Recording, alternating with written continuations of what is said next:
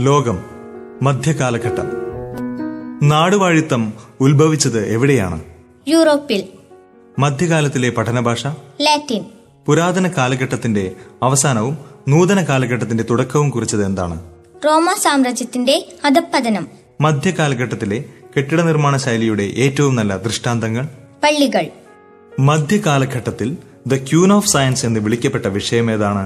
ദൈവശാസ്ത്രം. മധ്യകാലഘട്ടത്തിൽ വളരെ മുന്നേറിയ നാഗരികത? അറബ്. മധ്യകാലഘട്ടത്തിൽ ഉണ്ടായിരുന്ന 3 വ്യത്യസ്ത തരം സംഘടിത സംഘങ്ങൾ ഏതൊക്കെ? ശില്പി, സന്യാസി, വ്യാപാരി. മധ്യകാലഘട്ടത്തിൽ ജന്മിത്ത സമൂഹത്തിന്റെ അവകാശത്തിന്റെ ഉറവിടം എന്തായിരുന്നു? ഭൂമി. ജന്മിത്ത സമൂഹത്തിന്റെ അടിത്തറ പാകിയത് ആര്? അടിമകൾ.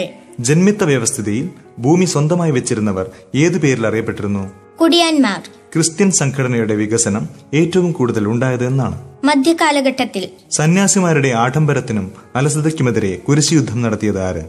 Saint Bernard. ചൈനയുടെ രണ്ടാമത്തെ മഹത്തായ കാലഘട്ടം എന്ന് വിളിക്കുന്നത് ഏത് രാജവംശത്തിന്റെ ഭരണത്തെയാണ്? ടാങ്കിന്റെ.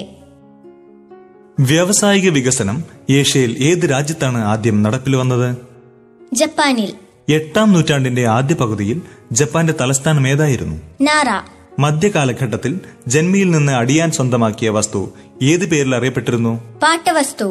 മക്കയിലെ വിശുദ്ധ ദേവാലയം നിർമ്മിച്ചതാരാണ്? പ്രവാചകനായ ഇബ്രാഹിം. മുഹമ്മദ് നബിയുടെ ആദ്യത്തെ 3 പിൻഗാമികൾ ഭരണം നടത്തുന്ന കാലത്ത് അറബ് സാമ്രാജ്യത്തിന്റെ തലസ്ഥാനം ഏതായിരുന്നു? മദീന. ചൈനയിൽ സംഗ് രാജവംശത്തിന്റെ ഭരണം പിന്തുടർന്നത് ആരാണ്? മംഗോളിയർ. കോൺസ്റ്റാന്റിനോപ്പിൾ പിടിച്ചടക്കിയത്?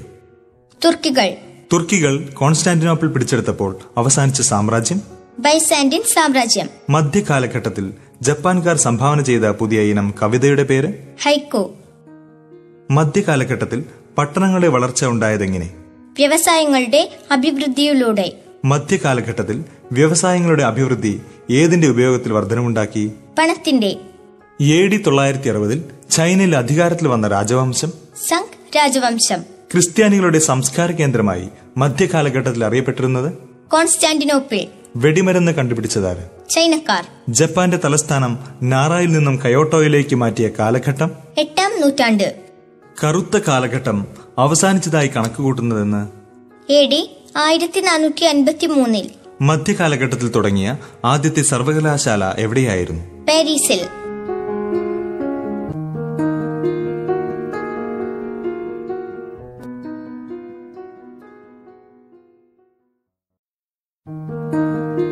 ലോകം മധ്യകാലഘട്ടം. നാടുവാഴിത്തം ഉത്ഭവിച്ചത് എവിടെയാണ്? യൂറോപ്പിൽ. മധ്യകാലത്തിലെ പഠനഭാഷ? ലാറ്റിൻ.